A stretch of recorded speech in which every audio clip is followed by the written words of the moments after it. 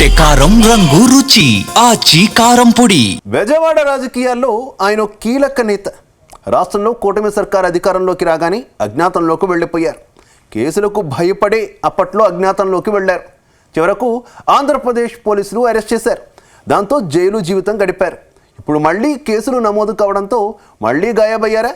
ఇప్పుడు ఆయన కనిపించకపోవడం hot topic అవుతోందా?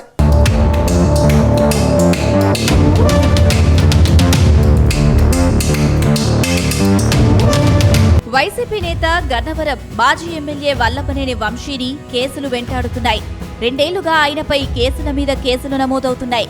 గత వైసీపీ ప్రభుత్వంలో టీడీపీ అధినేత చంద్రబాబు నారా లోకేష్ పై తీవ్ర స్థాయిలో విమర్శలు గుప్పించారు. అప్పట్లో సీఎం చంద్రబాబు ఇంటి ధ్వంసం కేసులో వంశీ ప్రధాన నిందితుడిగా ఉన్నారు. ఈ కేసులో ఇటీవలే అరెస్ట్ చేశారు. ఆ తర్వాత బెయిల్ రావడంతో బయటకొచ్చారు. ఇప్పుడు ఆయనపై మరో కేసు నమోదైంది. సునీల్ అనే వ్యక్తి ఇచ్చిన ఫిర్యాదుపై వంశీపై పోలీసులు కేసు నమోదు చేశారు. అప్పట్నుంచి వంశీ పూర్తిగా సైలెంట్ అయ్యారు. జగన్ పుట్టినరోజు వేడుకల్లో సైతం ఎక్కడా కనిపించలేదు. అనారోగ్య సమస్యలతో దూరంగా ఉన్నారని కార్యకర్తలంతా భావించారు. కానీ కొత్త కేసులు తిరిగి వెంటాడుతుండటంతో గయాబయ్యారని ప్రచారం సాగుతుంది.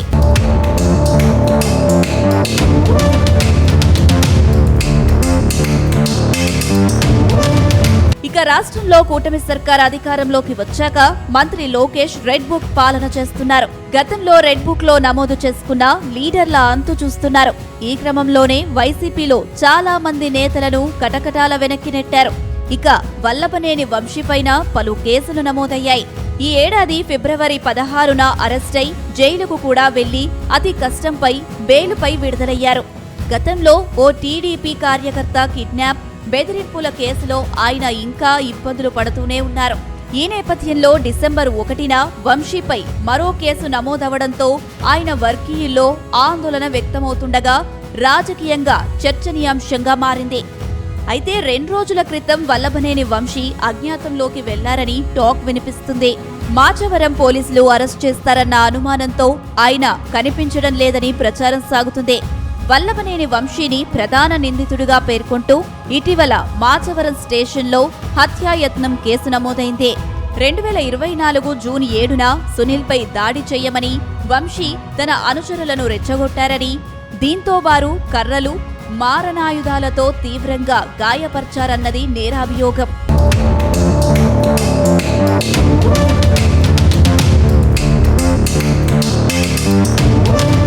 గతంలో మాజీ ఎమ్మెల్యే వల్లభనేని వంశీ తెలుగుదేశం పార్టీలో కొనసాగారు.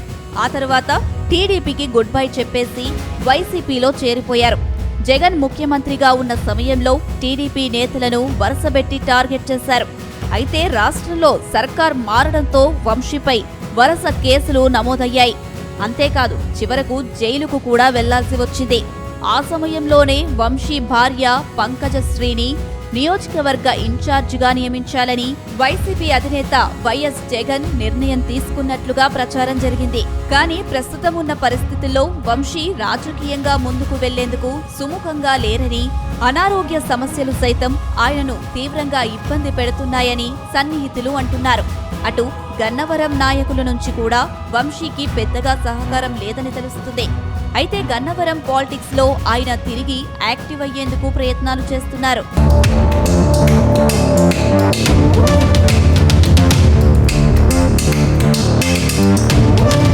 వాస్తవానికి రాజకీయ నాయకులు ఇలాంటి కేసుల్లో ముందస్తు బెయిల్ ద్వారా అరెస్టుల నుంచి రక్షణ పొందుతుంటారు. వంశీ కూడా అదే ప్రయత్నం చేశారు. అయితే హైకోర్టులో ఆయనకు ఊరట లభించకపోవడమే తాజా పరిణామాలకు దారితీసింది. ముందస్తు బెయిల్ పిటిషన్ తిరస్కరణకు గురికావడంతో పోలీసులు ఏ క్షణమైనా అరెస్ట్ చేస్తారన్న ఆందోళన వంశీ వర్గంలో మొదలైంది. వారం రోజుల క్రితమే పోలీసులు సమన్లు జారీ చేయడానికి వంశీ నివాసానికి వెళ్లినప్పటికీ ఆయన అక్కడ లేకపోవడం, అప్పట్నుంచే ఆయన వ్యూహాత్మకంగా అజ్ఞాతంలోకి వెళ్లారని ప్రచారం సాగుతుంది. ప్రస్తుతం పోలీసులు ప్రత్యేక బృందాలతో వంశీ కోసం గాలిస్తున్నారు. ఏది ఏమైనా గన్నవరం రాజకీయాల్లో వంశీ అజ్ఞాతంలోకి వెళ్లడం వైసీపీ వర్గాలను సైతం షాక్కు గురిచేస్తుంది.